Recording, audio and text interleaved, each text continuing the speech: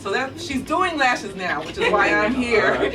So you may get to see her a little bit later. But we're at 5025 East 28th Avenue in Park Hill, Denver, Colorado, 80207, in case you got to plug it in your Google Maps. Don't use Apple because they won't change our address. But use Google Maps. But yes, we're happy to be here. We have great neighbors. We love everything about this neighborhood.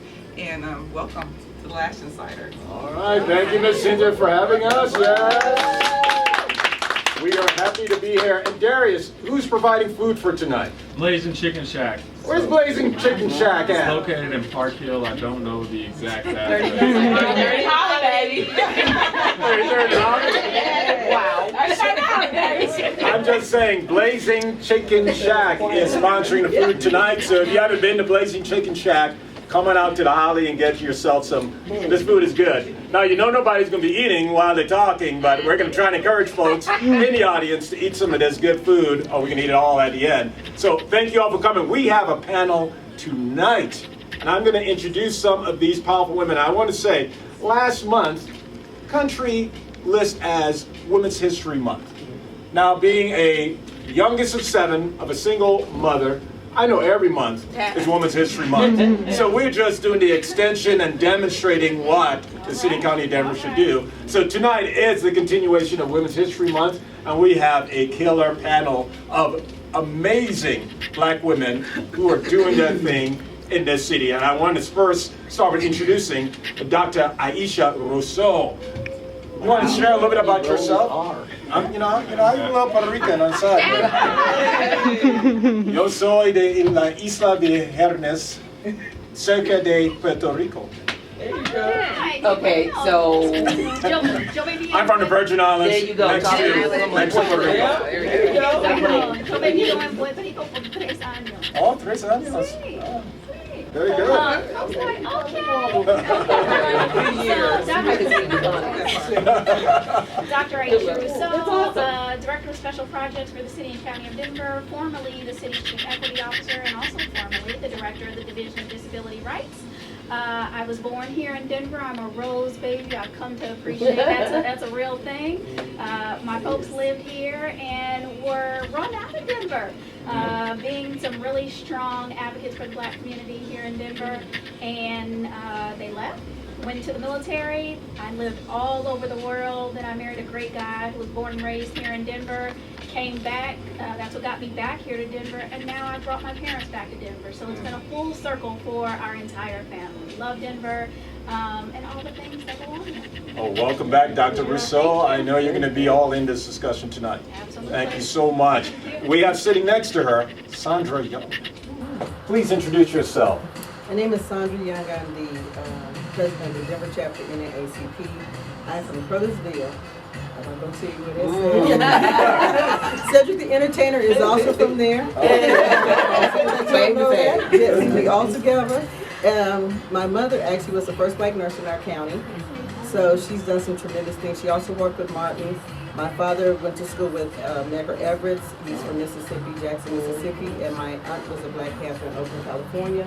I love doing this work. I think that this work is who I am, and I don't want to have it any other way but to fight for people that look like me on a continual basis.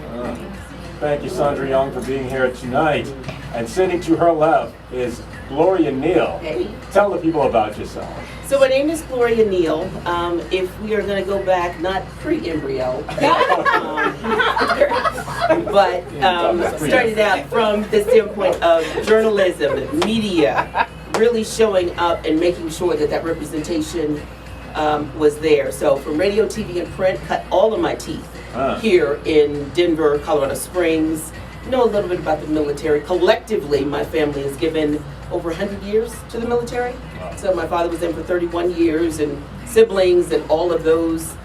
So I'm very, very sensitive to people who have given their life to this country, because I understand what that sacrifice is all about, especially women, moms. Because every time my father was promoted, she was demoted because she had to move and start all over. Wow. And so that's a piece of me. But in this role, I'm coming off of working for the previous administration, Mayor Hancock, as the Director of Public Affairs with the City and County of Denver. So using all of that experience in media and really bringing it to a forward-facing position that really required you speaking on the mayor's behalf, but also, quite frankly, making sure you can help clear up a lot of the misunderstandings. And there were a lot of those.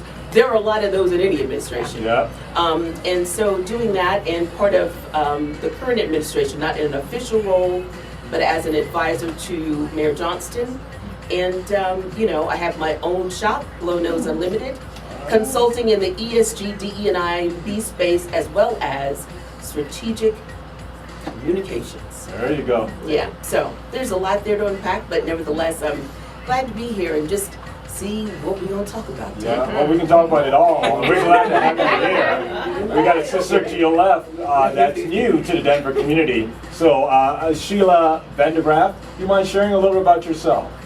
Oh, thank you so much. My name is Sheila Vandergraaf. I'm originally from Kenya. I've always aspired Kenya. It's East Africa, somewhere in East Africa. Very beautiful country. I've been in a position to work in 12 countries. So US is my 12th country, and Denver is, my home for the last 3 years. Super excited to be in Denver. Super excited to impact in the space. As I mentioned, as the executive director of Youth Roots, I work very closely with marginalized young people across the state. It's a statewide organization.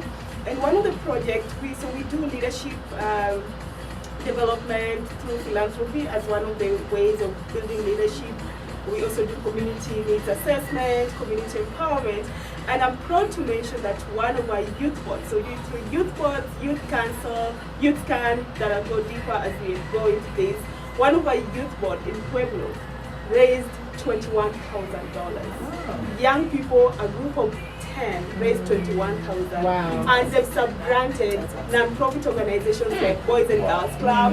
They've 6 organizations, and they had like 28 applications. So what I'm trying to mention is that one of the programs we run, which is youth boards, have raised over $538,000. Say that again? $538,000. And these are the young people we assume don't have a voice. Come so on. our organization is there to elevate their voices and being intentional about it.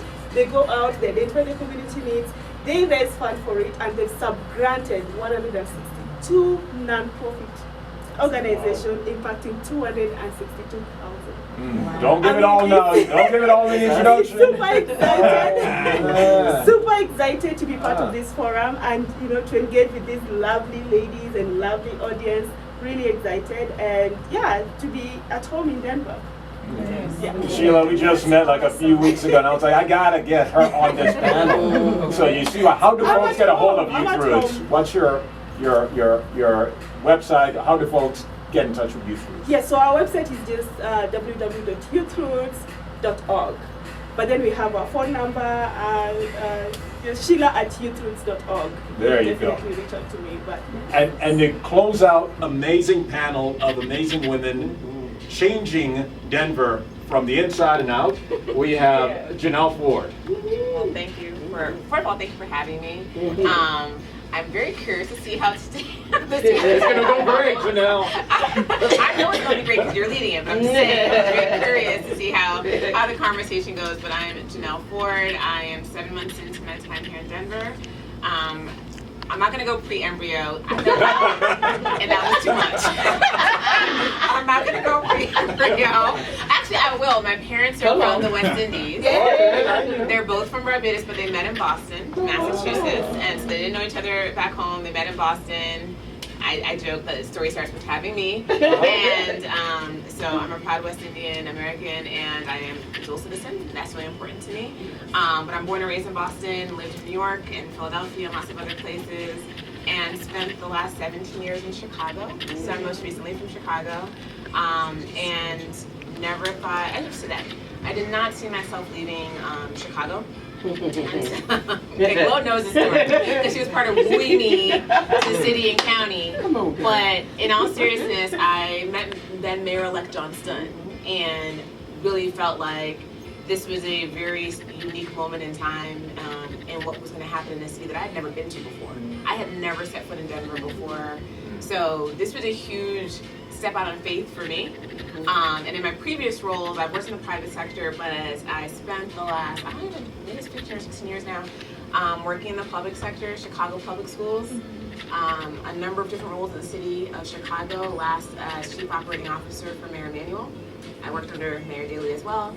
And then I was an agency head under Governor Pritzker. And was somewhat the COO of the city, well, I guess the state of Illinois.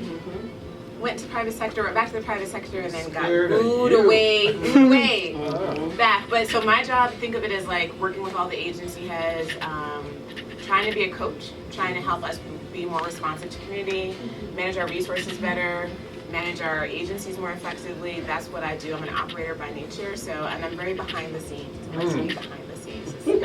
That's why we pulled you out I know. here today. I only came because you asked. Yeah. Well, let's give a round of applause to our amazing panel of powerful women. This is going to be... I am the City Council member for Defined District 9, and I just want to welcome you all to the District 9. And we can't have this without DJ Squirrel, my boy over there. Thank you, DJ Squirrel, for being here. There's a lot that's going on in Denver. There's a lot that's going on, and I am curious from you all's perspective, what's the most pressing issues impacting Black women, Black families in the city and county of Denver? Break it down however you choose to, but what, from your perspective, is the most pressing issue impacting Black women and Black families? Because I think it's the same thing in Denver. Well, I have said many times, so goes the woman, so goes the household. So you're right, when you look at that. But that question is so vast, right, in that everything that affects any other community affects us. It just affects us deeper because we are already starting from behind the power line, right? We're already starting from a different mark, equity, equality, as we all know. You think about even like the issue with homelessness. There is much to be said about this mayor and how he has attacked this problem, but there's also a lot of misinformation. I was watching one of the news stories yesterday, and they were, basically giving Mayor Johnston a tough time as it relates to moving these encampments, saying he said he wouldn't do this, he said he, wouldn't step out and do this, but they forget the last part, which is unless it is a health hazard, you can't have rats and stuff on the street and not be concerned about what that's going to do for public health. And so I think a lot of times people choose what they want to hear. It's tough being a politician. I don't think I'll ever run, ever, because it's such a cynical time. And I think that there is too much misinformation and too many ways that people can turn what you say. And my temperament just doesn't work well with that, right? Because if you want to know, then you should just ask. Or if I think so many times, and I've said this to you privately, and I've even said it to Janelle, the leaderless leader part, right? This is a time where you must lead, and if you don't want to lead and all the pressure and all of that comes with it, don't run. That's right. Don't run. So I think those things are really important, but I also think there are other ways that people can serve when you start talking about the Black family, Black community. We can't do everything, but each one of us can do something. So.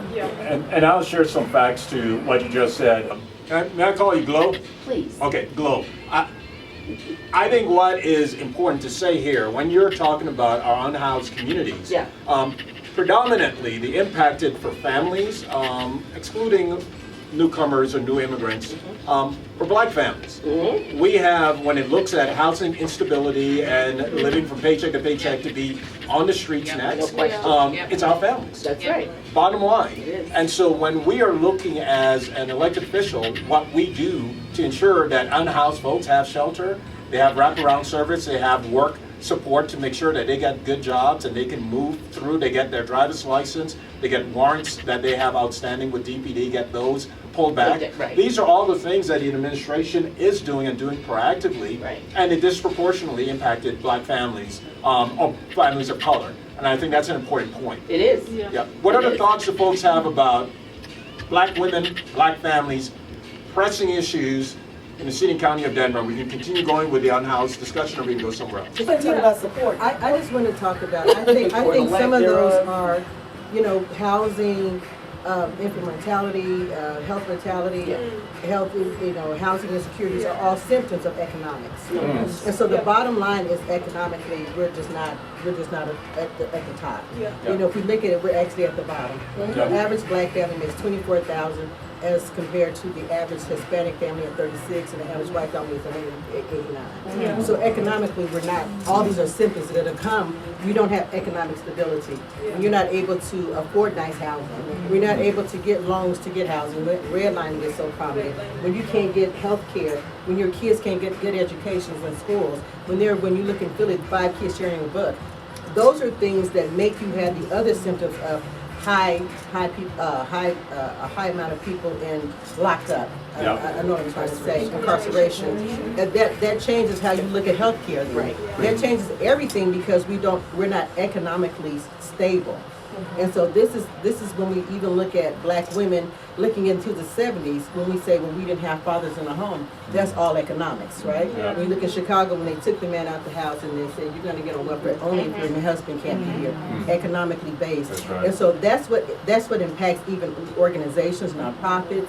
Anything that we're doing is all economic based. And then we have all the symptoms that go around that. So we need to figure out, how do we get our people economically sound? But you just described systemic racism. You just described it's baked into the cake, right? It's baked into the laws where you were already set up from the beginning to fail, to not succeed.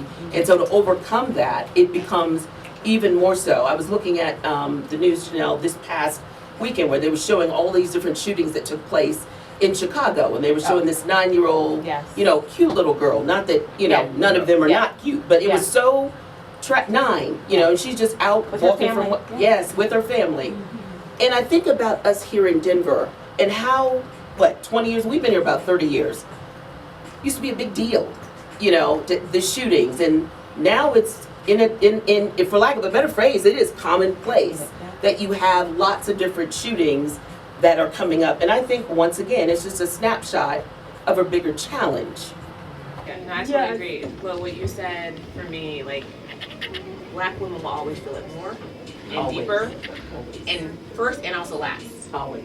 So it doesn't matter what demographic we're talking about, black women will always be at the end. That's right. And also at the beginning of whatever's happening too. And I think I'm still learning Denver, so I'm gonna leave the experts to talk about the Denver community because I'm still learning and observing and getting into the community. But I think the other piece for me is that black women are also expected to do it all. And I'm not gonna get political. But Why not? It becomes insurmountable. But the last election, black women did our part. No question. We showed up, we went to the polls, and we voted. That's right. Period. I'm not asking what you voted. That's right. In the polls. That's right. That's what we did. Right. There's a lot of weight on just being black and being a black woman that I think also weighs on not just the systemic racism part, right, of what that does to your DNA, what it does to your body, but just your everyday existence. So that's what I mean by it starts at the beginning and it starts at the end. Even if it doesn't impact us first, it's still impacting us into actually literally in our DNA and how we show up. Right. That's right. That's not a Denver thing. Right. It's a black woman thing. That's right. And Dr. Rousseau, can I call you Aisha? Please. Check this out. I'm not going to. But I ain't your mom. I know. So mama is, that's a whole different category. But I ain't your mom. I know. So mama is, that's a whole different category. But Aisha, when you were OSCI in the city, when you were that individual, Bring that acronym down. Office of Social Equity and Innovation. There you go. The mayor's office. And so even that, right? I'm thinking Chief Equity Officer, what that entails, how you had to deal with it. And I think about you as I think about Janelle being in these roles, seeing the real numbers, seeing what you are trying to do versus what you're doing it up against. As a woman and as a black woman who is a professional saying, we can do this, do you ever get tired of, you know what, give it to a black woman, she'll give it back. Yeah. Right? Yeah. So what comes to mind from my doctorate is in health equity research. It's what I study. I specifically opted to focus on Black women living with HIV/AIDS. However, that's my real centralized area, but the intersection of women, disability, and health is really my research trajectory. And so even if we're talking about a woman living with diabetes or a woman living with heart disease, right? Unfortunately, what we know is that 9 times out of 10, when we are talking about chronic conditions, take Black folks and it hits us that much more, right? And so even when we are talking about Black women, professional women, do you ever get tired of bringing it on? A lot of these things we know are exacerbated by stressors. And so you may not be smoking, you may not be drinking, but then the stress that's on our bodies fuel these things and make it that much worse for us. And so certainly as Black women, Denver and across the nation, we're carrying our families, we're carrying things in the workplace, and yes, it feels like an accolade to say, Black girl magic, when you know good and well this hocus pocus. She's the superhero, she's putting her kids on, but at what expense? That's right. It's killing us. That's right. And so to your question earlier, then where do we find that support system for each other to say, you know what? You can lean on me. You can come to me and there's no judgment. There's no just going back out there, you can do it, unless that's what you need. But sometimes it's just, I need to take the wig off. That's right. There you go. I need to take the wig off. I need to take the lashes off. The bra off, the everything. And just we're getting real. You ask for real, and you know, real it is. Right? I'm hurting. Yes. I need help. And where do I get help without the judgment? Without the judgment. And I'll be honest, I think sometimes here in Denver, those pockets are missing. I am thankful that I'm part of a women's giving circle by the name of SPIN, Sisters with Philanthropic Needs. And so we look at the needs of Black women and girls, and we contribute specifically to that.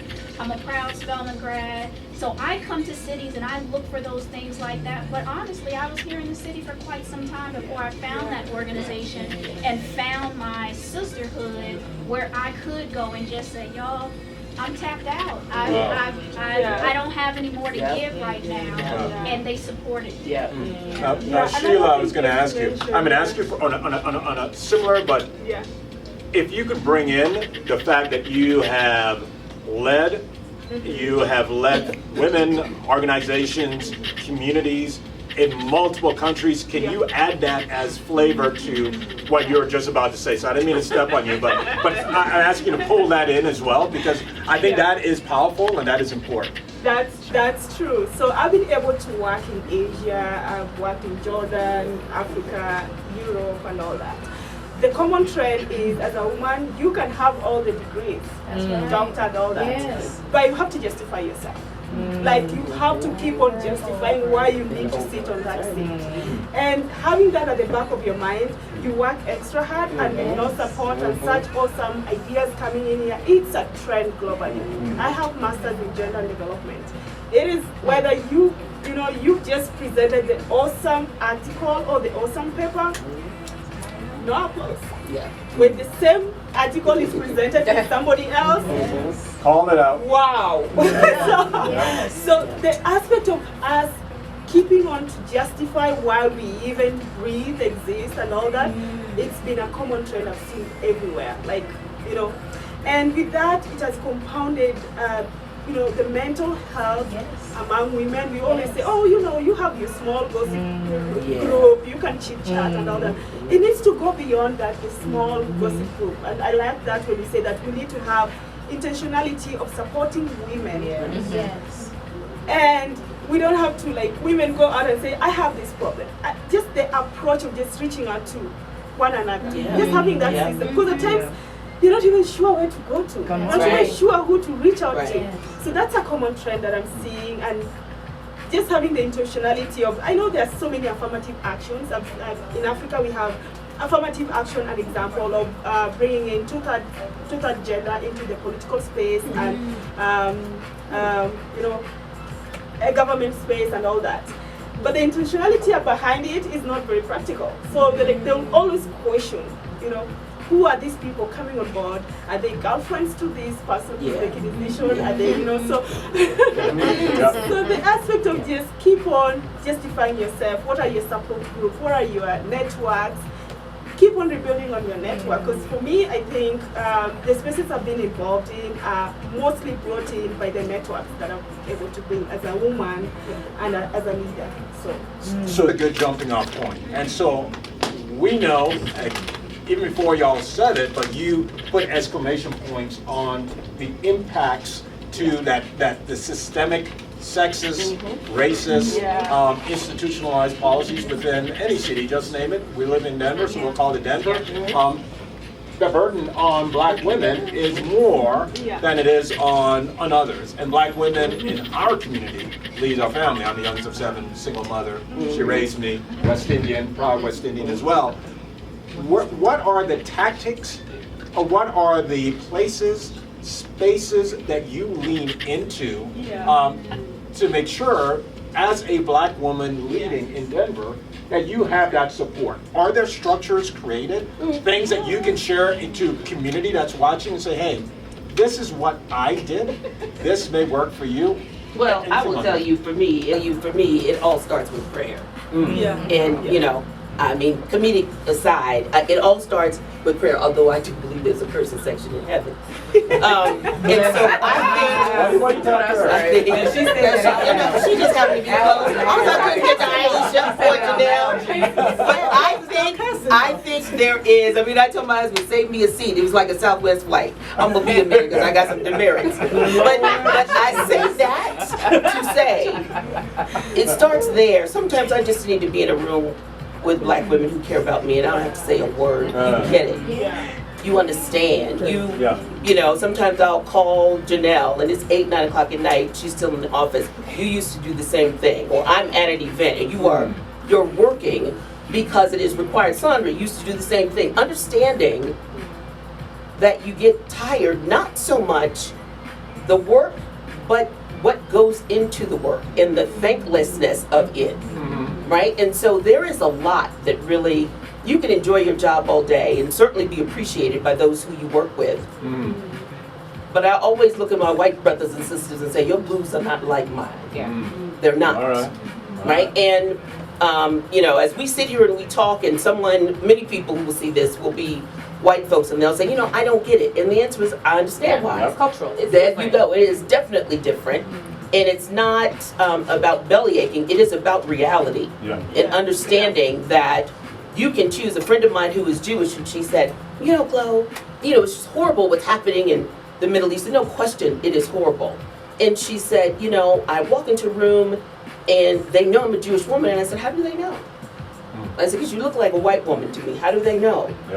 And she said, I guess because I have traits, or I think about it, and I said, well, here's what I know. I forget I'm black, but always somebody's going to remind me. Always. Every day, you don't take this off and put it. And it's not that I want to, but I need them to understand that their blues are not like mine. Ours. What are the thoughts? Well, I named a little bit about the group that I'm in, too. I'm thankful for the chapter, because there's not a ton of us necessarily from our individual historically black colleges and universities. There is a network of folks who have attended HBCUs here, and it's a great network of folks. SPIN, again, is a wonderful organization that I have leaned into, and just love the sisterhood that I have received in that space. And then, our local churches. It has been it's been the foundation of keeping me solid here. And I would be remiss to say, for me, I've not always been able to say this. Right? I left home to go to college when I was 17, 18, and lived a little bit of everywhere before I finally settled here in Denver. But my mom is here. And so on those days where I'm just like, I hope somebody has bail.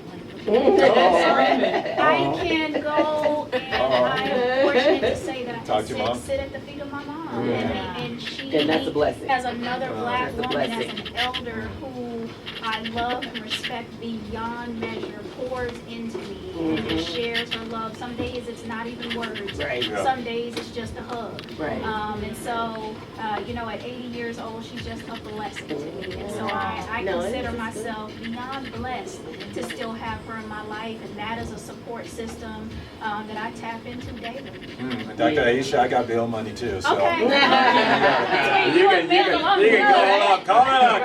But Aisha, you bring up a good point for those women. So some of us, our parents have passed, right? Yeah. But those women who stand in the gap, Yes. right? The Rose Andoms and the Don Bookharts and the people who will stand in and call and check on you. Hey, that makes Miss a Elder, difference. yes, Yes, all of yes, that. All of that. absolutely. Yes, jump on in. Well, hi everybody. Hey. Gloria, nice to see you again. Introduce yourself. I sure will. I just wanted to speak because I know I've cut Gloria's hair before. So I am Samantha. I work at House of Hair, right next door. We got the House of Hair crew in here today to come and support Lash Insider, Miss Jada, Miss Cynthia. I love this as well, and I just love to hear everyone's backgrounds and what they've dealt with, whether if it is, you know, in politics, whether if it's globally, HBCUs, Martin, I mean, just pre-embryo, right? Pre-embryo. But I think it's wonderful, but I just wanted to ask a few questions because you specifically spoke to a few things that I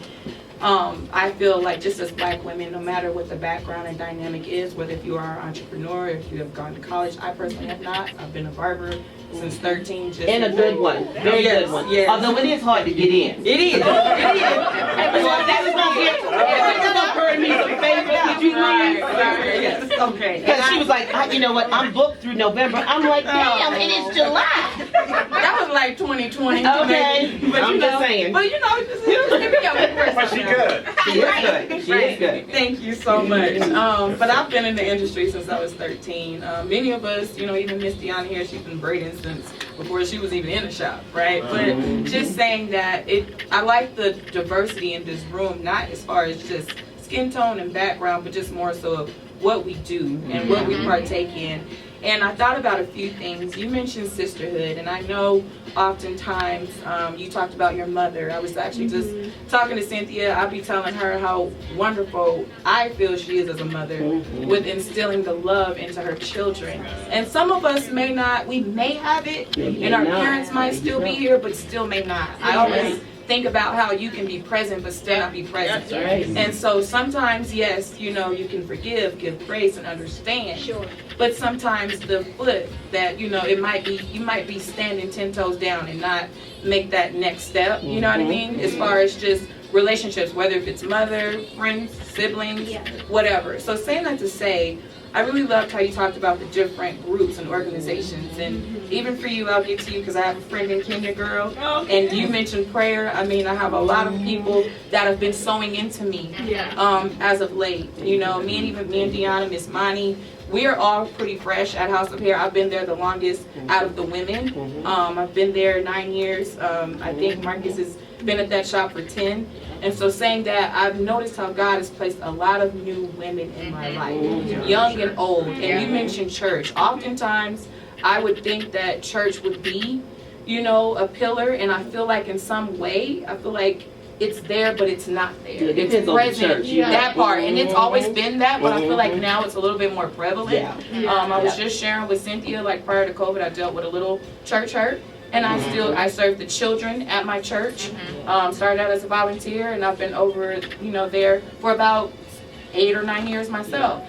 So just saying that, you know, community, fellowship, you know, support groups, sisterhood, as well as the backgrounds. Like, a lot of us don't have the same story. So let's say for someone like myself, or, you know, Jada, or Miss Manhattan here, you know, if we, you know, don't have access, or if we don't know about these groups that are in your spaces, what can we do to actually have an olive branch extended to those that are in the community that may not have access, if that makes sense? I'll tell you what. I think we ought, because you know, she's I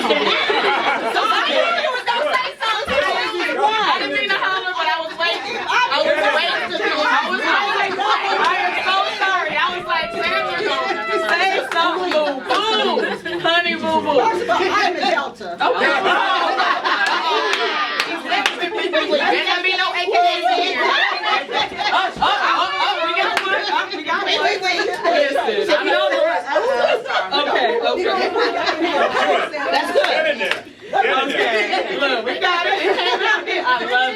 love it. Also, I'm with the NAACP, and I think our goal has been that, right? Yeah. We are the oldest Black civil rights organization, Right. serving at 109 years, actually 115 years, 110 years, because we just had a birthday. So I think that those organizations really need to be able to let you know where we're at, right? Yeah. And I think also teach us so much. My mother died when I was 19 years old, so I didn't have the to sit at the foot of someone like that, you know.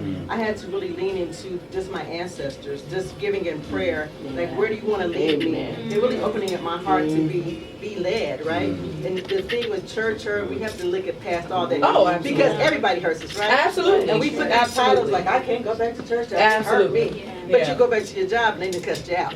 So we have know, to- yeah. And I honestly haven't left. But you're right. That's where it's what we been. always That's say, where right? it's That's been. you know, church people. It's at a greater height, in my opinion. Because Yeah, you know, to your but you point, can like, find another church. and that's the thing. Like, one thing about me, I know who my Lord and Savior is, and I don't serve man. Yeah. And a lot of people, I've even stepped back from women's ministries because they've used the term sisterhood. Yeah. And just to think and feel, and this is not to down women, but it's hard to find genuine. It's not, I'm just a body. I'm just here to, and this is anything. It doesn't even have to be women. Don't get me wrong. But I had to do some searching, and I've also done therapy as well. God is like, look, renewing of the mind is not just spiritual. That's right. You are hurting. That's I identify, even my therapist, she's And a that's believer in healthy. Christ, and she's like, I know you're a believer, but let's put that to the side and let's address what you're feeling. Now, I've come to realize that in this season, with stepping back from certain things, yes, I still serve in my church, serve the children. They are why I'm there, because I am teaching them about the Most High, right? But at the end of the day, God has been placing new women in my life in all different backgrounds, you know, black, white, and different, young, old. And he's still providing. My car has been down, and I've met people in Ubers, and we've connected. So he's been providing genuine people.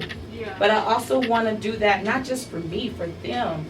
To find a 22-year-old that is sharp and to know her word and to study the word, but also be mature enough to where I'm like, girl, I didn't know you was 22. I get told that, but for me at 34, I'm now like, girl, you're sharp. Like, how do we continue to cultivate that? You know what I mean? Even if we're not in certain spaces. I think you said that though. Yeah. You mentioned that. You're there, right? Where you're at, you're that light. You're talking to Yes. people. I'm with you. The Uber driver got the other day and hugged me. He said, "Can I just hug you?" I said, "I never been hugged by the Uber driver."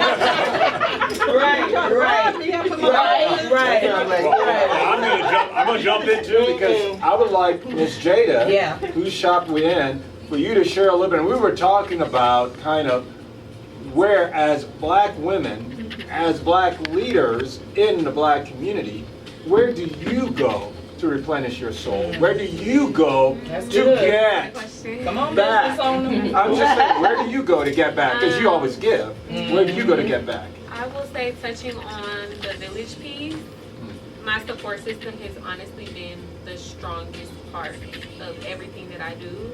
If it wasn't for my mom and all of the other strong women around me and the strong women that she has placed me around, I wouldn't be where I am now. I have a wonderful mom, and she makes sure that if there's something she doesn't know how to do, she puts me in position to be around women who do know how to do it. So I think it's really important, and I think for me it became a normal. However, in seeing what some of my peers are dealing with and going through, it quickly became very obvious to me that that's not always common for people. Yes. So I wanted to touch on what you said. What's a good way for me to be able to help pull those peers of mine in to those circles? Because some of them just don't have the support system or the village that helps them to be able to pursue the things they want to pursue. That's right. So any of the ladies, yes, Sheila. Let me also share this. Coming from Africa as my cultural background, so we have, and again this goes into the black community, we have cultural practices that have really helped us over the years, and that's the community living. You know, living like reaching out to a sister. So for us, like, you don't have to call me to come and cry with me. Right. You show up and I'll embrace you and all that. Individualism, that's like, it's my space, it's my time, it's my world, I don't have time for anyone. If we can go back to our cultural practices, our ancestral, how we used to live, the community community life. Even before, like you say, I just want somebody to just, you know, Right. I don't want to talk. I don't want to but talk. That's how we No. need to, like, Right. intentionality of just living in a community. Right. It's helped me a lot. I've traveled so far and so wide. And one area that has also helped me is I embrace dancing. So that All right, we got some music here. We got some Come on, music. girl. I dance to salsa, merengue, whatever I dance, because through that I just rejuvenate myself. It's tough out there, and dance doesn't need a language. I don't need to know what you're saying. I just need the beats and all that. I was also fortunate to be part of this community called Executive Directors of Color, being done by Brick. Yeah, and I mean the cohort. It was just our first session. It's still very challenging. Like I said, I have to keep on justifying why and why and why. But I got to find this space that has just, you know, women of color, leaders of color, and we like in that space, supporting each other. And hopefully, again, the intentionality of bringing us together will be, you know, to empower. So those are networks. I also share a lot on Facebook, social media, and opportunities. So hopefully we can keep on reaching out to one another. But let's go back to our cultural practices. We never go far by just being alone. We can go far by being a community. And that's what I want, you know. I'm going to add on to what Sheila said without even saying it. When she called out Brick, that's led by whom?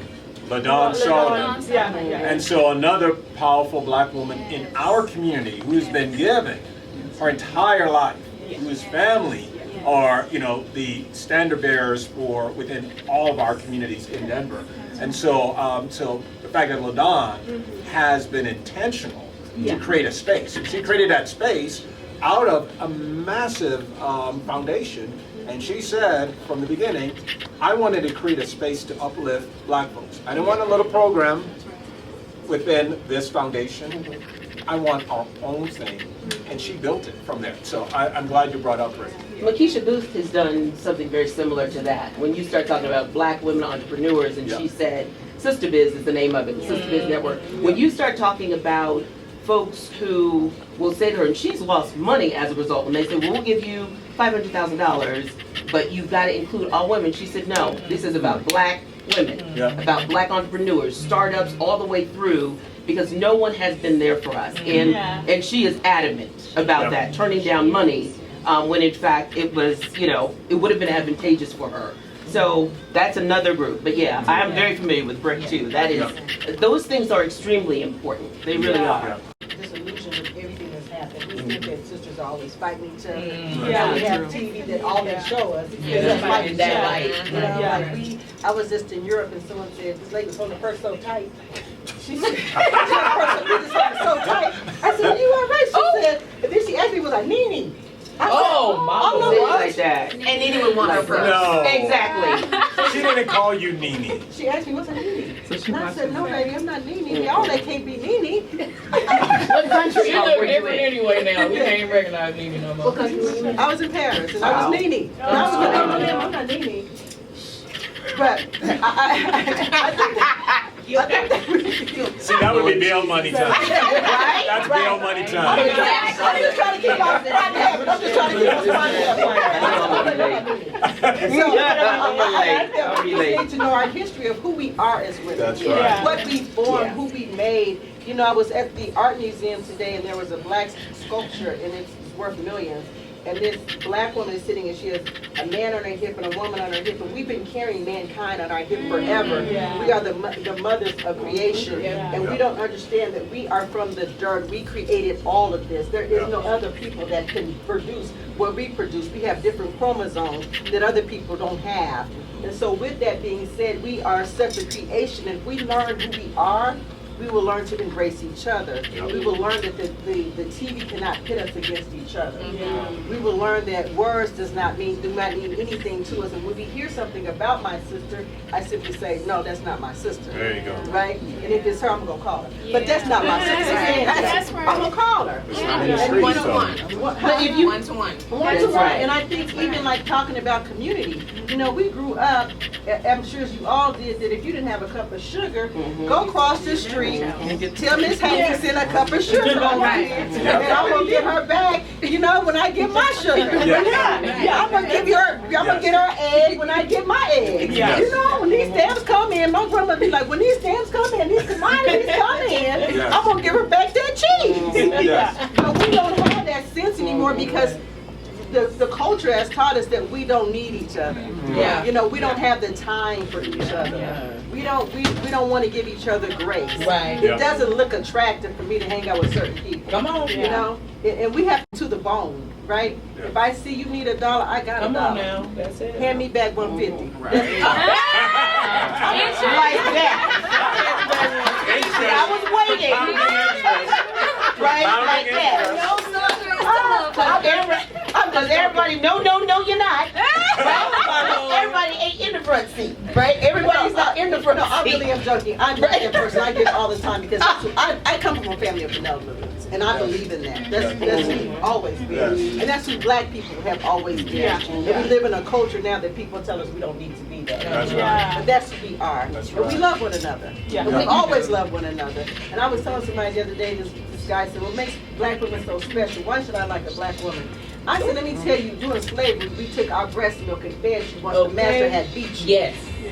We took this grease out our hair and put it on your little scars so he could beat you some more. And you want to ask me why? I got a story too. Come on now. So I think that if we understand all the love that we have, how we're different but we're still the same. They're still the same, you know. And I think that's just gleaning from our ancestors again and praying and meditating on what God has for us because He has greatness for us. I think one of the reasons why that division is so prevalent for black folks is because we have not been removed a generation from slavery.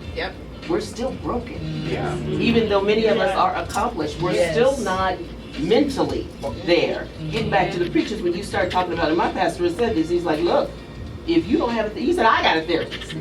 You know, if COVID taught me anything, it teaches you that solitude is not the way. If that was the case, and I've said this, we would all have our own little separate planet.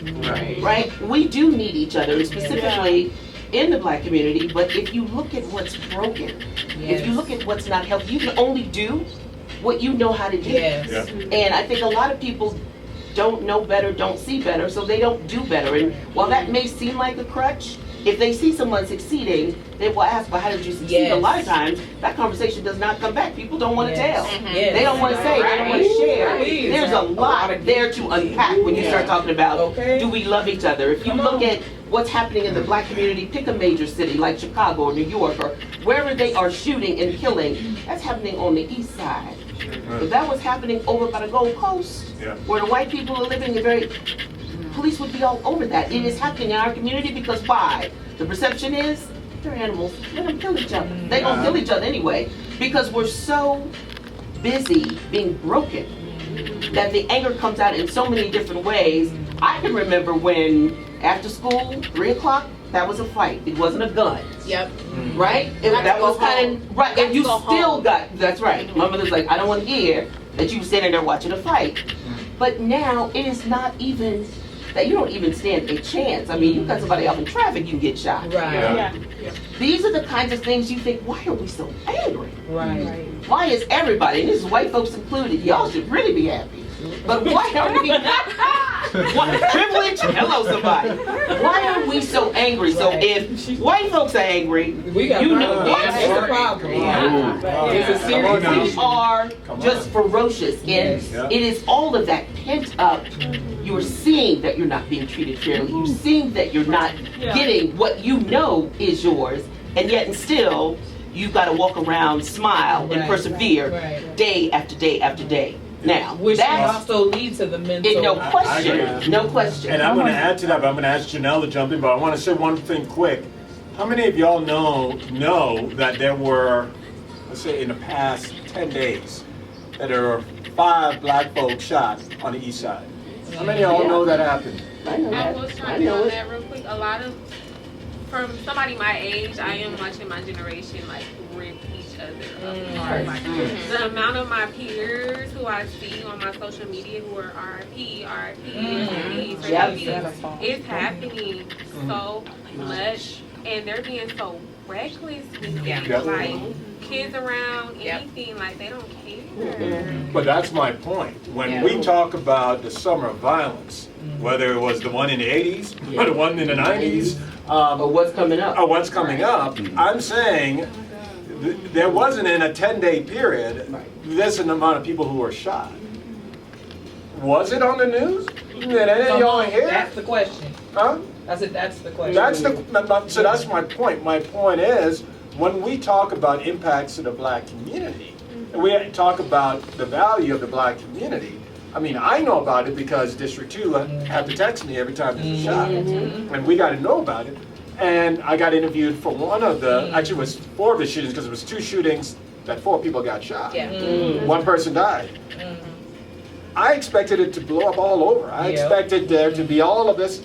There was nothing. And then there was another 2 people shot just last week. All on the east side. And nothing. No It's becoming commonplace. So it's not just a shooting. I'm saying The that coverage of it. the coverage and also the acceptance. It's For expected. us. Yes. Yes. And so Janelle, I was going to see your thoughts on all that we said, but I at least want to bring up, when you talk about violence in community, there used to be maybe black people shot each other, let it put on the news. I mean, gonna run down to, Fuller Park and record it. Ain't nobody worrying about it anymore. But Janelle?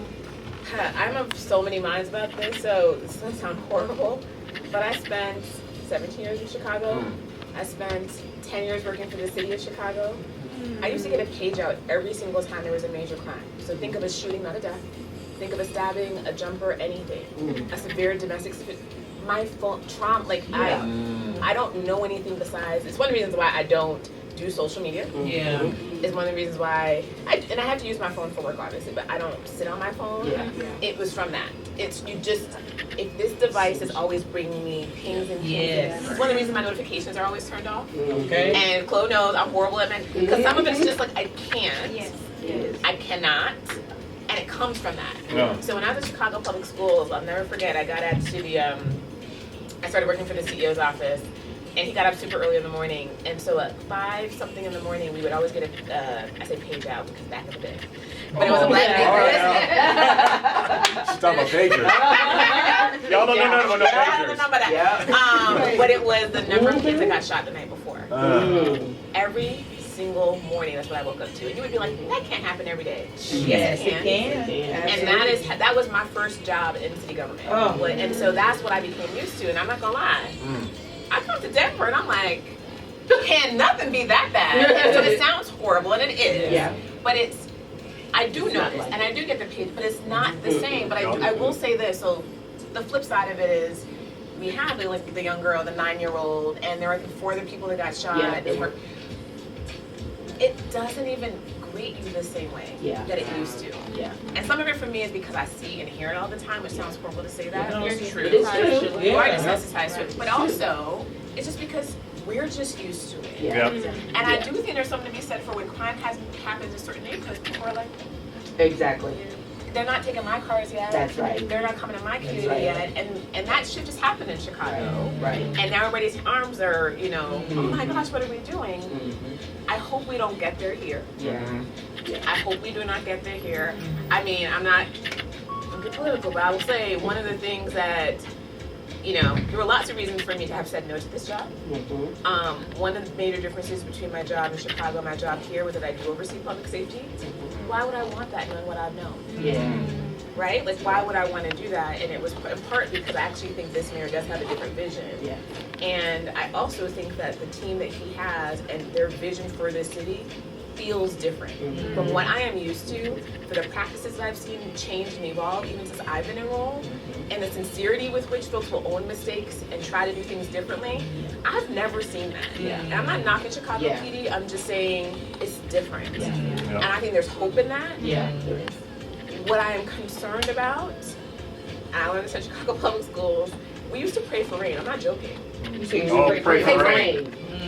Because you keep it inside. My first, I started November, and I remember this spring I had a cold snap, and the CEO kept saying, you gotta keep praying for rain. And I thought he was joking. I hate rain, so I was like, And the numbers go down. it's the moment the weather broke. Mm-hmm. I didn't know, Yeah. right? Mm-hmm. The moment the weather, I mean, your heart broke for what we saw. Yeah. I don't want that here for y'all. Yeah. And I say y'all, for us, for me, Right. I don't want that.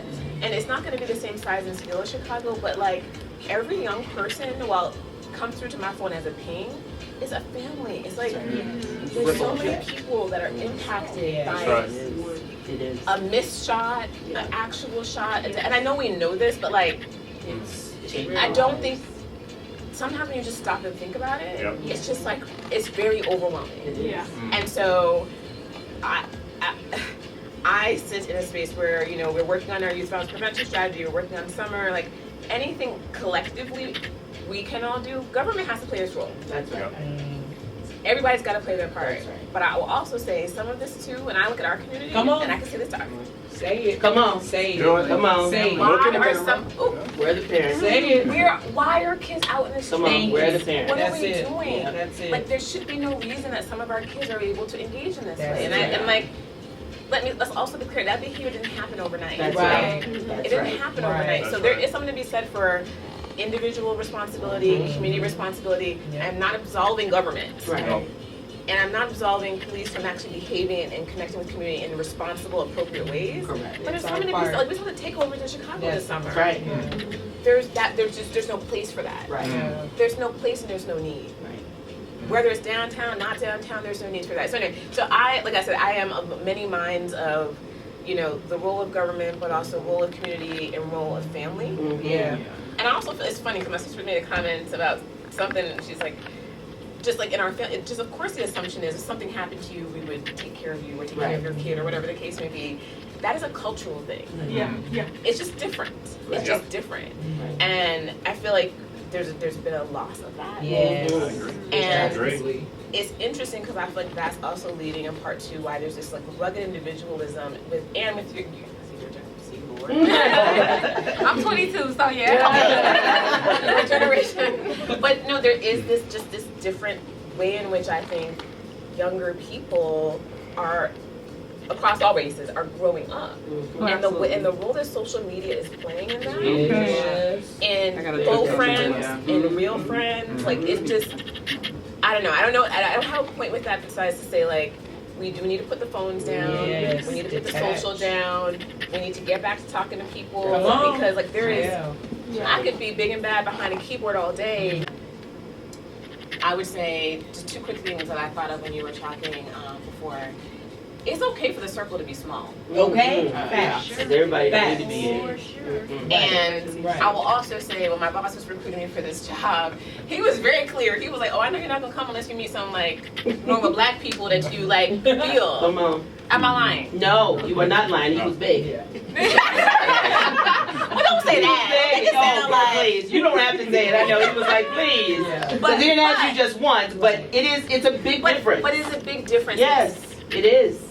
I believe that I'm here for a reason in this season. Mhm. So whether that's 6 months or 6 years or 2, I don't know. We didn't talk no 6 months. No, we still ain't done that. Oh, yeah, that's behind me. Yeah, so a year or some other, I really don't know, but what I will say is one of the most important factors in my saying yes and leaving a place that I've called home for 17 years and been part of the fabric was meeting not a lot of people, Right. a handful of people Right.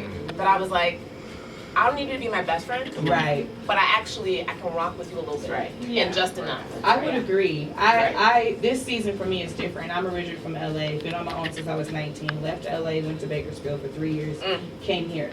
Almost died. Colorado paid for my bill. I was like, oh, medical care, I'm here. Saying that to say my circle has always been small, especially like since high school.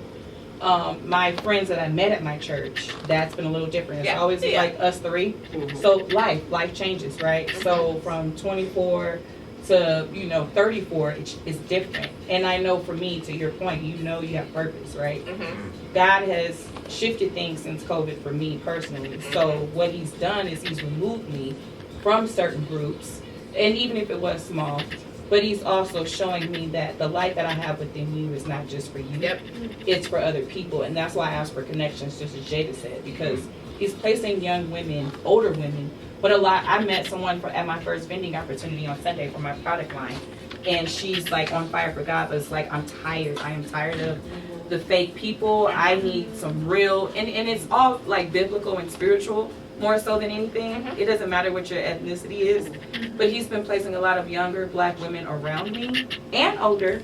But I know that it goes beyond me because I've had my healing and I'm still healing. Yeah. Don't get me wrong, because I'm still in therapy, y'all. But so I'm still healing. But he's like, now is your time. You've been in the background for about 2 years. So now I need you to come back out because they tried to shut you down before.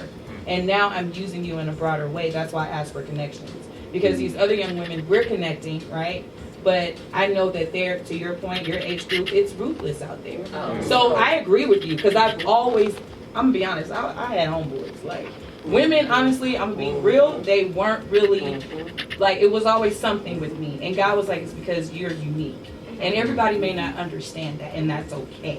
But now that you're older, you're maturing, you're healing, I have purpose for that. Because there are other women, young women, old, whatever, that are feeling misunderstood as well, or that may not have community, or, you know what I mean? So the season I'm in, I've been by myself, I've been on my own. So, and it's not nothing to be proud of, right? But what I'm saying is I can be small, but I have a personality, and I am not judgmental. I'm not gonna judge you, because I've done things, I've been through things. So God is just using me in this season, if that makes sense. And it's not by accident. He's been placing people in my life week after week, like. And I would also add, but I would agree. I would also add, like, so one of the women who I hired during COVID, so what, 2020? Right before, right before. So she was junior to me. I hired her. She's now a friend. She got me all the way together. So it's not just, so she's younger than me. She was junior to me. Right. She that part. That part. To like, she challenged me in ways, and I was like, okay. I didn't want to hear that. I didn't want to do that. And she can hold a mirror to me in a way that I'm like, see, and she's come to visit me already in Denver. I want to we're not jump best in on that one friends. too. I really don't want to miss something you said. Cynthia. And then we're going to transition to our final question, because I want y'all to impart some knowledge to the next generation. And that's how we're going to close this out. We're going to go round the room. Oh, Miss Cynthia. I'm glad you said that. I'm 62 years old in August, right? I've learned a lot from young people. Yes. And what I had to learn in this day is to really talk to them. Intergenerationally, because when it comes down to it, we're all women. Yes. Whether you're 60, whether you're 15 or whatever, many of us have been through the same type of trauma. Is it anything new? Nothing new. But that social media is vicious. Vicious. That's really, really hurting our girls. And the things that they're hearing and saying, if we're not there to give them another perspective, they think that meaning. Me to come out of my shell, and then I started realizing, and I'm getting back to it now, but like for some people, sometimes you're too much. It's just intimidating. Too much for them. Too much for them. And that's when I like to start understanding. Or maybe they're not enough. They're not enough. That's exactly it. So I've noticed I have like dimmed myself. Don't do it. You gotta like Jada. Because there were certain friendships I had that I had to reevaluate. Okay, like you've been with me for a long time. Okay. You've been with me since we were in high school, since we were in middle school. But you are not for me anymore. That's right. And that's okay. And that's okay. Yes. But I can't bring myself that down part, for you. I have to remain where I am. I have to continue to operate at the frequency that God has given me to operate. That's it. That's it. Yeah. And sometimes with those people, That's blessing it. won't come to you shaking. Yeah. And don't be afraid to shake. And I think that we're afraid to be alone. Okay. We're afraid to. We don't even go to dinner and all that by ourselves. It's okay to be by yourself. Oh, I do. I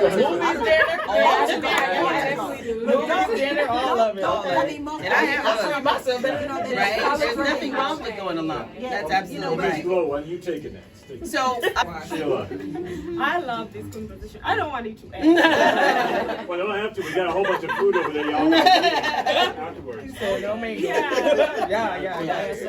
I work with the young people. I love working with the young people. I founded a non-profit organization that targets just working with the young people. And there's just a lot of conversation going around that the young people are losing hope. It's not a conversation, it's a reality. They don't know where to hold on. And we tend to think, and I'm so glad it has been brought here, that technology is helping our young people. It's messing up a whole generation. Too much. So one way that we try to engage and reach out to the young people is, I know people are saying social media, I don't blame you because of the work. But that's where the young people are at. Yes. And a lot of people are shying away from putting information on the technology. Yeah. And I want to just, tell you this is an awesome platform because you don't know how many people are going to be impacted by That's correct. this, by the information we are sharing That's here. correct. Pros and And just, so if we all can continue to share, and I'm so grateful to have all of you here to share because we don't know the impact years to come. That's right. Yeah. And it will go, so let's not shy away from, so that's one of the way technology. If the world goes technology, we have to embrace it and use it positively to counter. Because there's a lot of negativity, as you mentioned, that's already out there. How can we counter? And when you stay away, the source will be those negativity, and they'll have nothing to reference. So storytelling, we miss those days that you'd sit down with your grandparents and they'll pour into you. Now technology is taking that space. Intentionality of just sharing the positivity on our platforms should continue. And thank you for doing this. Thank you, Sheila. That's good. And Ms. Janelle, I'll have you close us out. I had no idea what I was coming into. I came to support my wife. She said she was speaking. And so, look, I got...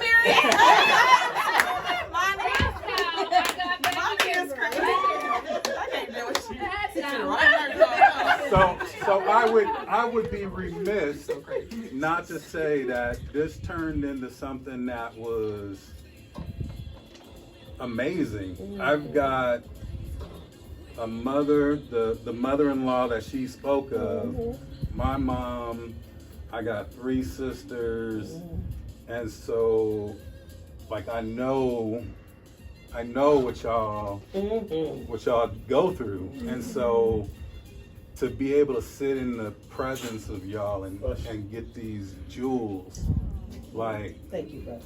An honor. Thank you. Yeah, for real. Thank you. Now, Darius, you got to come forward for Janelle because we got the lights out. Wait. Honey, you don't have to say a word if you don't want to say a word. He don't want to say something. He's thinking about it. If I say something, it's because this brother's there is up there. And then when I get on, he's gonna be like, "What? You can say something?" I'm not. Yes, that's my husband of 30 years. I ain't trying to start, man. Brother, you got something to say? You got to say nothing. I'm going to Janelle. He already knows.